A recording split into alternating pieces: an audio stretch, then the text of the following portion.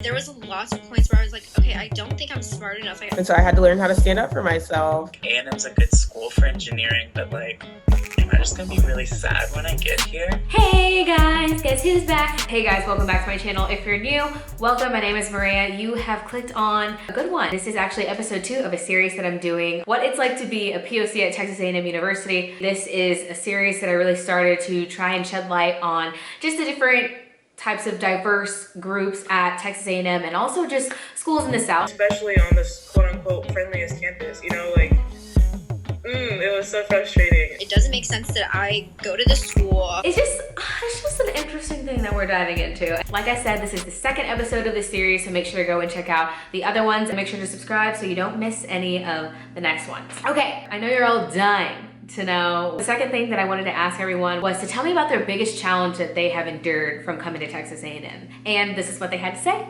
Also, quick note before we get started, if y'all don't see some of your favorites that you saw in the first episode, in this episode, it's probably because their answer to the first or the third question were tied into this question. So I kept them for either or and not this one, but don't worry, you'll see them again soon enough. Just make sure to subscribe so that you don't miss out on the next videos. Okay.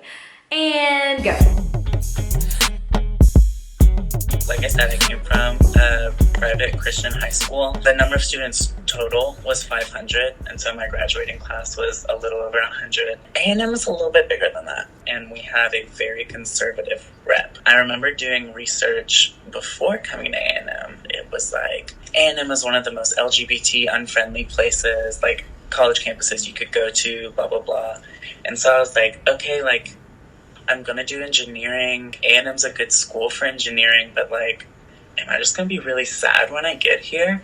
A&M is like the top ranked like engineering school in Texas, and I just felt like I wasn't smart enough or good enough to like be getting this degree here. I came in with that perspective of, okay, like being a minority, I know everything about diversity. And that's wrong. Like that is 100% wrong. Like I had zero experience in the field of that work, like zero experience in advocacy work, right? I had my lived experiences, but like there's so many different identities that I don't hold, and I'm so privileged in so many ways. Coming to A&M, I was definitely like pushed into a lot of those bubbles where I got to like learn more and about like people's different perspectives. I think the hardest challenge I've endured coming to Texas A&M is interacting with people who aren't for you.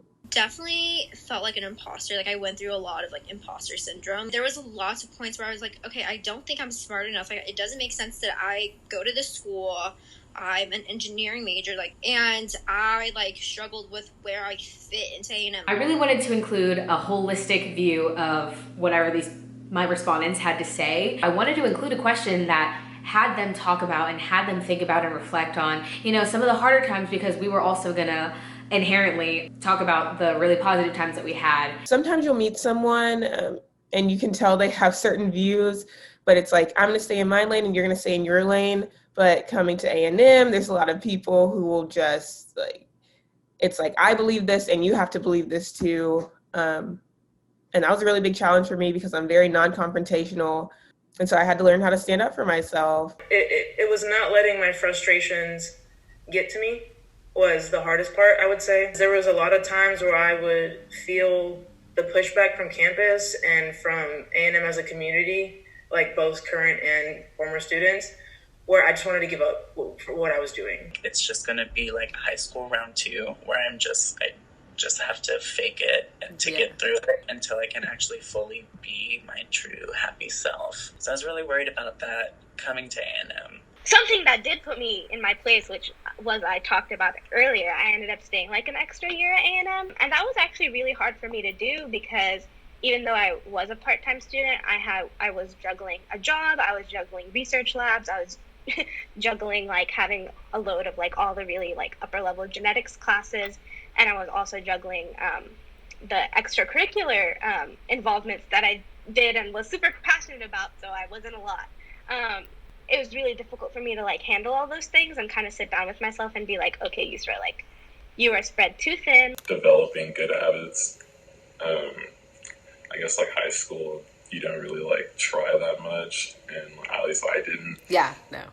So coming to college where like they don't actually like hold your hand like throughout, initially, like, that was hard. Like, I didn't really, like, get good habits until, like, maybe late sophomore and junior year. I don't know, just in terms of, like, making sure I get the right sleep, like, doing work early, like, getting study groups going, you know, so I think that's been my, the biggest challenge. One of the first times that I personally experienced it, like, so close to me, was during 2017 Hurricane Mereyah, when it hit Puerto Rico.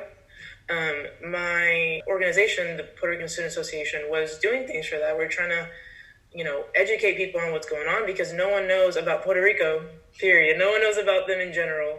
And second, during that going on, no one was really getting the right information. Not even Puerto Ricans were getting the right information. Right. So we wanted to change that. Some of us hadn't talked to our family in weeks because there was no electricity and they couldn't charge their phones or whatever the case was, depending on where you were in Puerto Rico. You know, in one of our meetings, one of our members comes in and he's like, y'all, I had the worst day that I've ever had at A&M.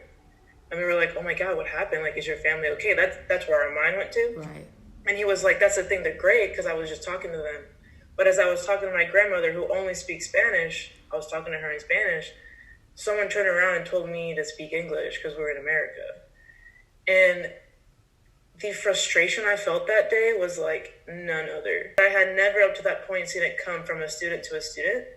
And it hurt, you know, cause it hurt because that was who I was, you know, that could have been me on my own. Yep. And it was something that I was subconsciously scared of doing too. And I realized it that day. Sometimes I wouldn't take phone calls from my mom or my dad or anyone in my family on campus because I didn't want to speak Spanish in front of people. That day I was like, oh my God, that's not right. You know, I should be able to talk to my family in Spanish. I should be able to talk to anyone in any language anywhere I go, especially on this quote unquote friendliest campus. You know, like, it was so frustrating. There were times where I had to reevaluate what I was doing and really look myself in the mirror and decide if it was worth it or not. And thankfully, I decided that it was worth it every time, but it was still a lot of times it broke me down a lot. I took it upon myself to like start going to therapy. Now I can say it's not hypocritical of me to like advise to people to like go to counseling and go get help, because that's also something that I've done. Like therapists usually like have a blurb beneath what they say, and like they specialize or like in different things, and that's something I like always look for. So that was like really helpful for me, because I knew it would be really hard for me to like talk to somebody about my experience at A&M or my experience through life without also looking at it through that lens, because it just wouldn't be valid. Yeah.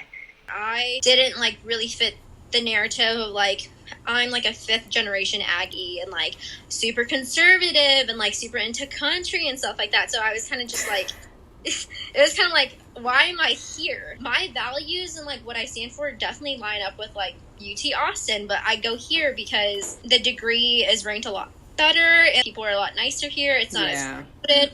It's not in the middle of like a big city. Like 50% of the student population really fits a mold that I felt like I'm not a part of. And like there was no way I was ever going to fit that. I'm really glad that you shared that, because I feel like so many of the little things, like those little stories, not that they're just now surfacing, but like you're hearing them more and more, like these are the experiences that I've had. These things do happen on campus and like they're very much alive. My freshman year, I had friends from like my freshman year fish camp. We weren't able to talk about like real life stuff, like our values, like our like our views on life. They couldn't really relate to like just my life struggles. Like I'm an immigrant, I'm first generation. They couldn't always relate to that, which is fine. Like that's fine, but it's nice to have people to be like, oh, we deal with like some people of color like struggles and like microaggressions that they couldn't fully understand. Yeah. As you guys can see, there's definitely an array of challenges, from juggling a new work ethic and kind of trying to develop that and sharpen that, more specifically having experiences that really related back to their identities and kind of embodying who they were unapologetically. And so I think we all do this. Now, as for me, I think my biggest challenge was trying to find my community here at the very beginning. Especially that first semester, so pivotal. Once everybody's like moved into their dorm and everybody's posting pictures and updating, and it looks like they're just having such an amazing time, but like maybe you didn't get into that organization, me. Or maybe you're not best friends with your roommates right away, me. It's important to realize that like things aren't always gonna go your way. Keep an open mind and keep trying. It's just the biggest thing that I took out of that challenge of not finding my place as quickly as I wanted to. All right, that is all I have for you guys today. Make sure to subscribe so that you don't miss the last 2 videos of the series. The last 2 questions are like kind of my favorites. So as I said, subscribe, and I will see you guys back on my channel for my next video. Bye.